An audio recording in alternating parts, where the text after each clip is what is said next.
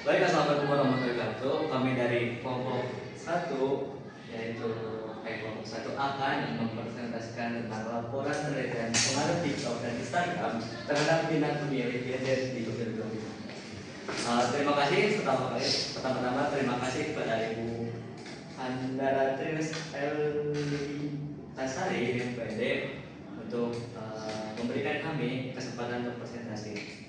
Next. Anggota kami terdiri saya sendiri, Rafi Firmansyah. Yang kedua, saya Fidira Hadianto. Saya Renata Putri. Saya Muhammad Dimas Nugraha. Baik, materi pertama akan disampaikan oleh saya sendiri. Yang pertama adalah latar belakang. Pada tahun 2023, pengguna Instagram dan TikTok naik drastis dari tahun 2022 dari 9,99 juta pengguna menjadi 107 juta di Oktober 2023. Hal ini menunjukkan bahwa Instagram dan TikTok menjadi salah satu platform media sosial yang populer di kalangan masyarakat. Menurut Verbani dan Kim pada tahun 1978, kegiatan partisipasi politik merupakan kegiatan sebagai warga negara yang bertujuan untuk mempengaruhi seseorang atau golongan untuk mengambil keputusan baik secara langsung maupun tidak. Next. Identifikasi masalah yang kita temukan adalah yang pertama adalah fenomena yang ada di latar belakang. Kita bisa mengetahui bahwa fenomena meningkatnya penggunaan yang besar terutama di platform Instagram dan TikTok di kalangan generasi Z melahirkan sebuah potensi besar yang akan partisipasi mereka dalam partisipasi politik di pemilu 2025. Kedua, dalam platform TikTok dan Instagram mengandung banyak konten politik, mulai dari video, infografis hingga video kampanye online, menunjukkan bahwa kedua platform tersebut menjadi sarana atau lapangan baru untuk membangun kesadaran politik di kalangan masyarakat.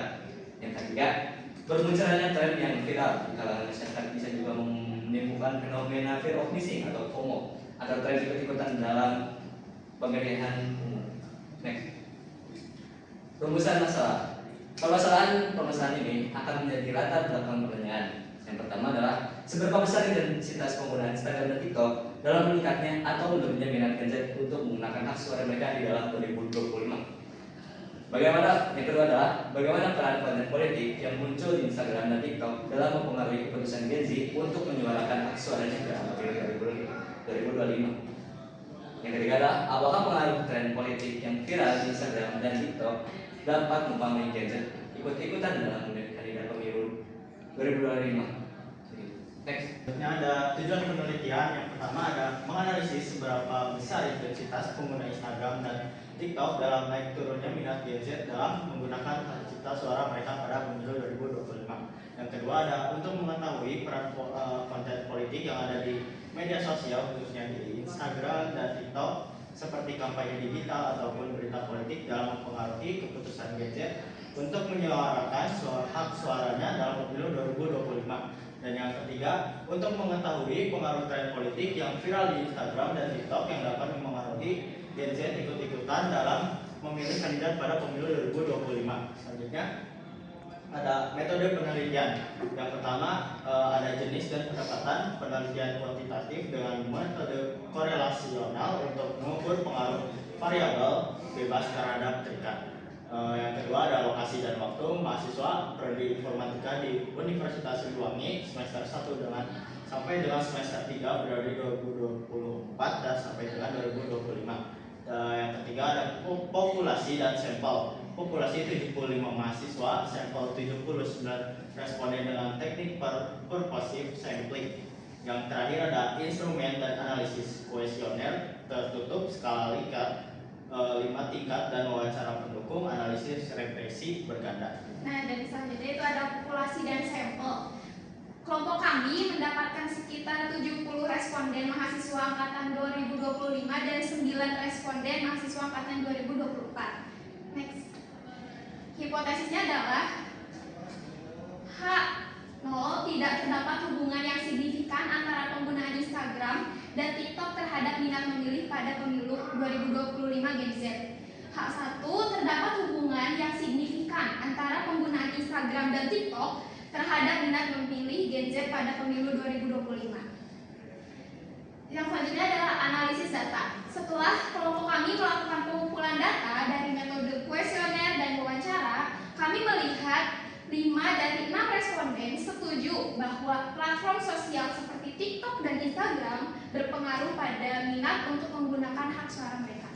Selanjutnya ada hasil penelitian, yaitu yang pertama ada pengaruh penggunaan Instagram dan TikTok pada mahasiswa prodi angkatan informatika angkatan 2025 cukup berdampak signifikan dengan adanya beberapa perspektif yang diyakini responden tentang media sosial khususnya di Instagram dan TikTok yang membantu memberikan wawasan yang lebih luas dan dalam minat memilih mereka pada pemilu 2025.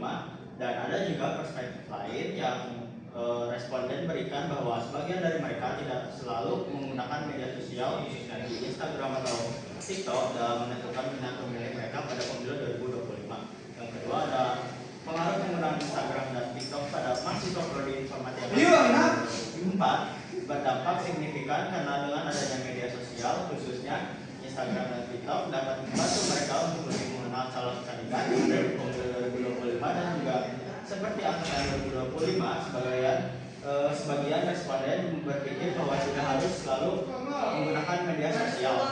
Jadi kesimpulannya adalah untuk pengaruh penggunaan Instagram dan TikTok pada mahasiswa prodi informatika angkatan 2025 cukup berdampak signifikan dengan adanya beberapa perspektif yang diyakini responden tentang media sosial khususnya Instagram dan TikTok yang membantu memberikan wawasan yang lebih luas dalam minat memilih mereka pada pemilu 2025. Dan ada juga perspektif lainnya yang responden memberikan bahwa sebagian dari mereka tidak selalu menggunakan media sosial khususnya Instagram dan TikTok dalam menentukan minat pemilih pada pemilu 2025. Dan kedua, ada pengaruh penggunaan Instagram dan TikTok pada mahasiswa prodi informatika angkatan 2024 berdampak signifikan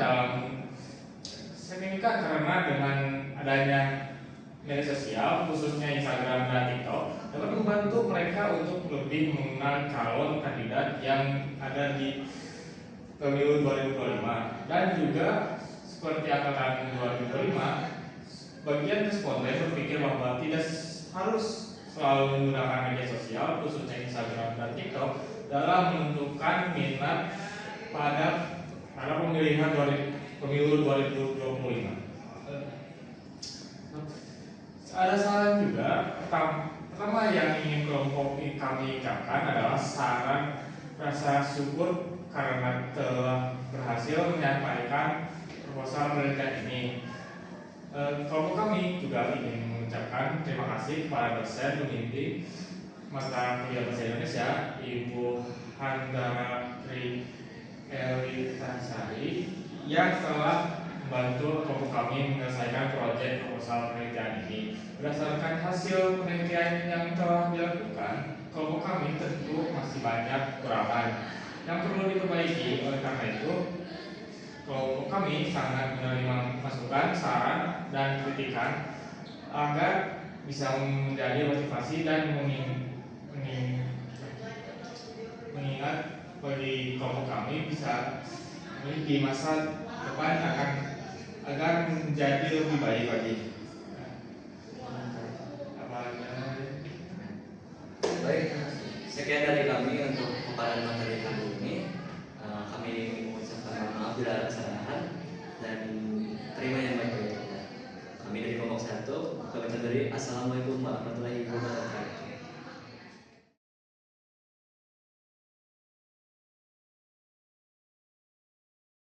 Ya guys, halo, kenalin nama aku Salsa dari kelas F. Nama saya Raisa Jahra Salsabila dari kelas F. Nama saya yang pertama, Ariana. Nama saya Diansyah Rizky Gumilar. Dengan narasumber kita yaitu adalah Safid ya.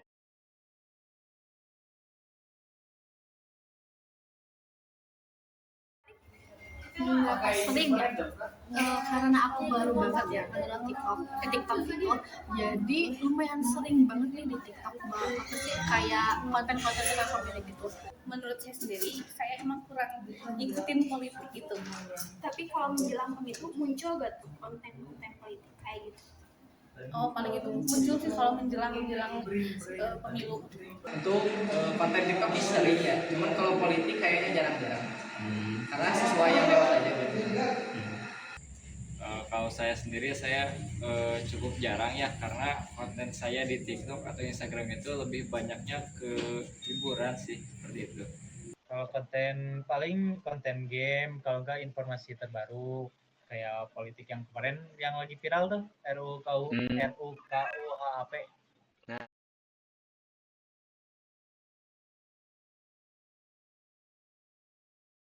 Kayaknya sih ya di aplikasi TikTok ini lebih berpengaruh ke aku karena jujur ya di TikTok itu sampai yang kayak apa ya ngebahas pemilu itu kayak bener-bener panas gitu kayak Menurut aku mah kayak jangan kayak gak ngikut kayak ya udah ikuti kata hati aja gitu. Untuk menarik gadget ya, mungkin lebih ke video ya. Karena kalau gadget kan sering di media sosial, jadi video lebih berpengaruh biasanya. Kayak video tentang apa gitu, tentang hal-hal positif dari politik itu sendiri, dari politiknya. Menurut saya lebih efektifnya itu video singkat, namun video singkatnya itu penuh dengan informasi, jadi tidak hanya pro-nya saja atau kontranya saja, seperti itu. Kalau jenis konten menurut saya yang video pendek yang dikemas menarik mungkin sih kayak ada yang video kayak lagi viralnya gitu atau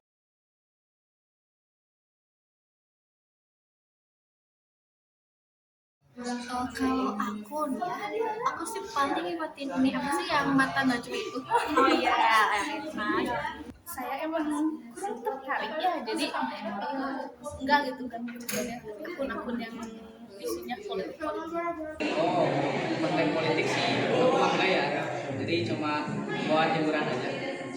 Mengikuti, kalau nggak salah namanya itu Media Renaldi, tapi ya cuma itu saja untuk konten yang mau membahas politiknya, tapi dia itu tidak membahas hanya soal politik saja. kalau yang membahas politik ada sih satu yang saya ikuti kalau misalkan emang yang ngebahasnya politik ya kayak Bang Ferry Irwandi.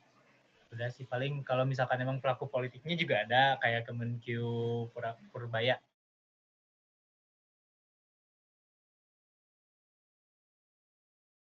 kalau kita lihat di konten ya kan nggak semuanya konten itu positif kan jadi bagaimana kita bisa memposisikan apakah si konten ini tuh benar-benar emang bisa diterima sama kita ataupun malah bisa aja kayak menjerumuskan informasi-informasi yang salah.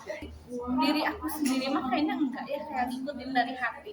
Mungkin kalau melihat orang lain ada ya yang ikut-ikut gitu, tapi kalau aku sendiri mah mengikuti dari hati aja. Menurut saya efektif banget, karena seperti yang kita tahu kan gadget itu dunianya bukan di dunia apa namanya itu reality lagi, tapi lebih ke HP gitu. Untuk segi ketertarikannya itu dari kata-kata awalnya, jadi seperti pemancing, kayak yang komen tuh Prabowo ternyata gini, tapi tetap di video itu harus ada penjelasannya kenapa seperti itu gitu. Kalau untuk Bung Ferry Irwandi bisa bisa coba follow aja sendiri ya. Soalnya emang beliau itu kayak masterpiece banget.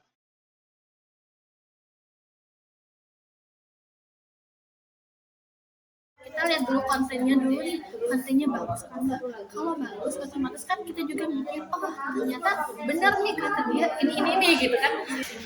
Menurutku emang udah pure banget dari hati, kayak kalau pengen pilih itu ya udah pilih itu gitu, nggak akan berpaling gara-gara medsos atau apa yang muncul. Pasti ada sekali, kayak apa ya, kayak bagaimana program mereka, bagaimana mereka berinteraksi atau latar belakangnya gimana gitu, itu mempengaruhi saya untuk memilih siapa kandidatnya gitu. Kalau untuk perubahan sih tidak ya, jadi ya saya menggunakan hak saya untuk memilih pada saat pemilu gitu. Sebenarnya pertama ya sangat peran banget karena kita tuh jadi tahu kalau misalkan memilih satu kandidat ini apa plus minusnya, terus kita tuh jadi lebih kritis aja sih kalau dalam memilih siapa calon kandidat yang akan dipilih.